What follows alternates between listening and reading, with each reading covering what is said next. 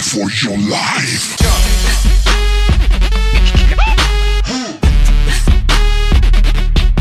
You got another day coming.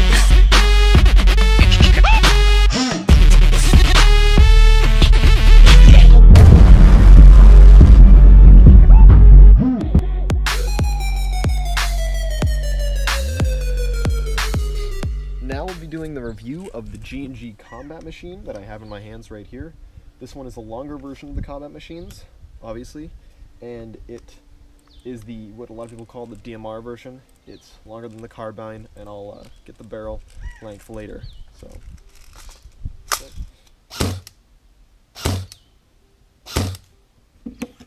how's it doing? Wow.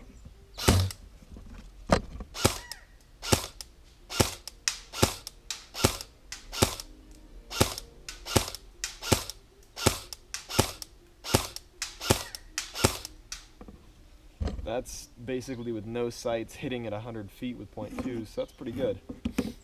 So,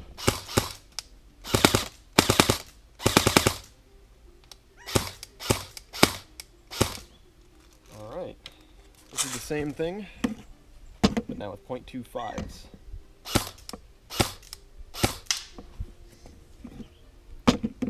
Dropped about 40 FPS.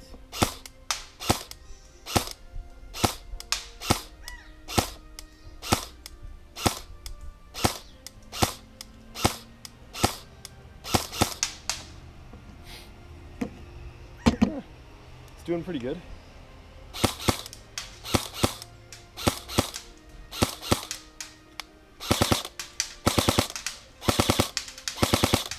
Now we're going to do the range tests of the G&G Combat Machine right here. We're going to do it at 50 feet right now.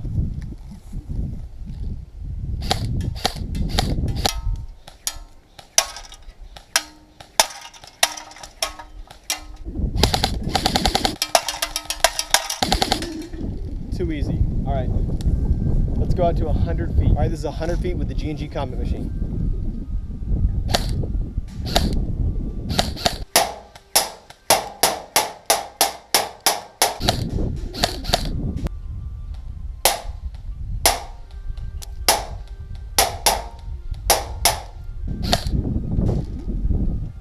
Good. Very easy to hit 100 feet. Let's put it out at 180 feet. All right, so this is 180 feet with the G&G Combat Machine.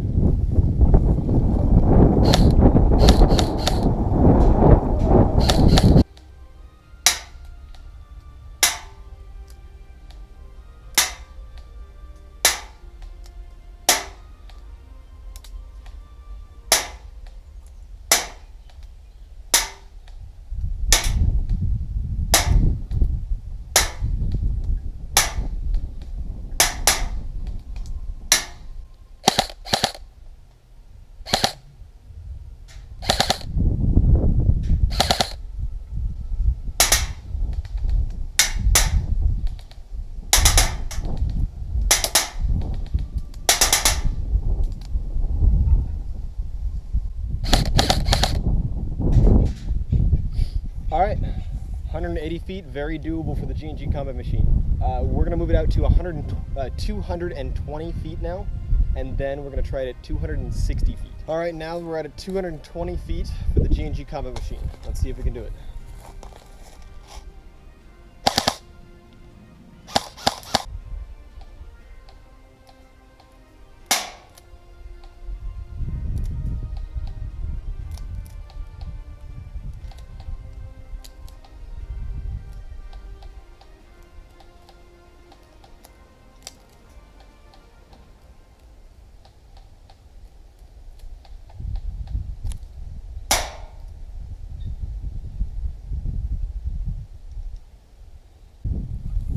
Alright, so it's actually very difficult to hit 220 feet with the G&G Combat Machine. So I'm going to say it's got to be about 200 feet is its max effective range, but we're still going to try it at 260 feet now. Alright, here it is, the G&G Combat Machine at 260 feet. We'll see if I can hit it.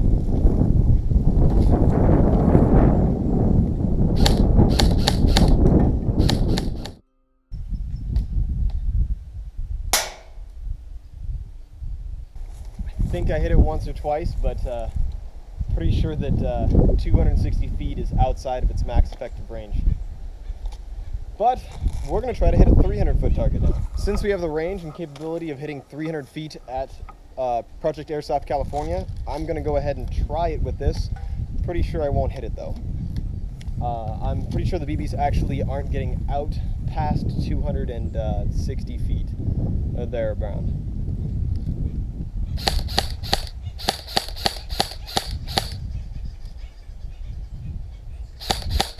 It looks like the G&G Combat Machine can't make it out to 300 feet at all, so I might have hit it. I didn't hear it hit, so we will see. We'll review the footage and see.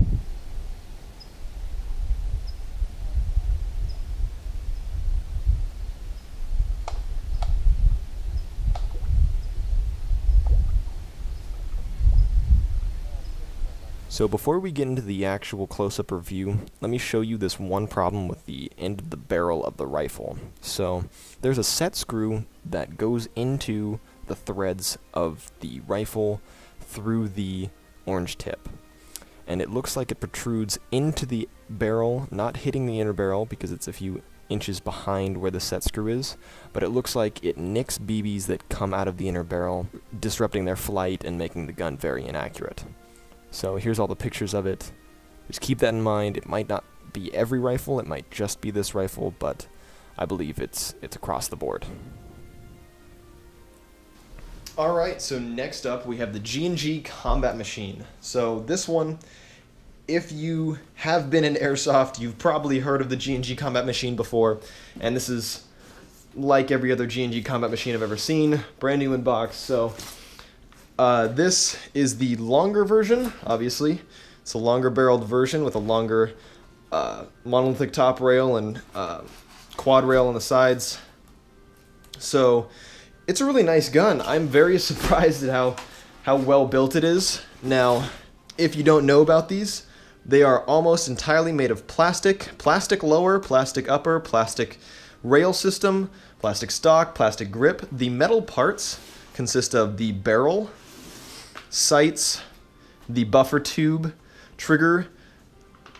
Some, but not all of the accessories are metal.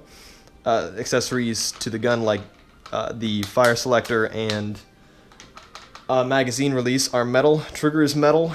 Other than that, basically everything else is plastic on this gun.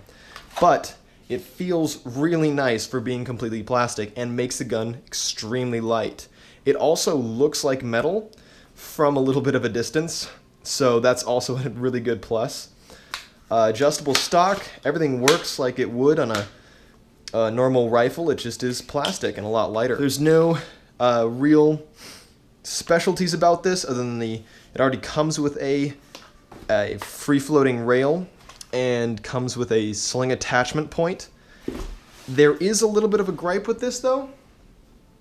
If I try to move the barrel within the free float rail system, it will move quite a bit, as you can see.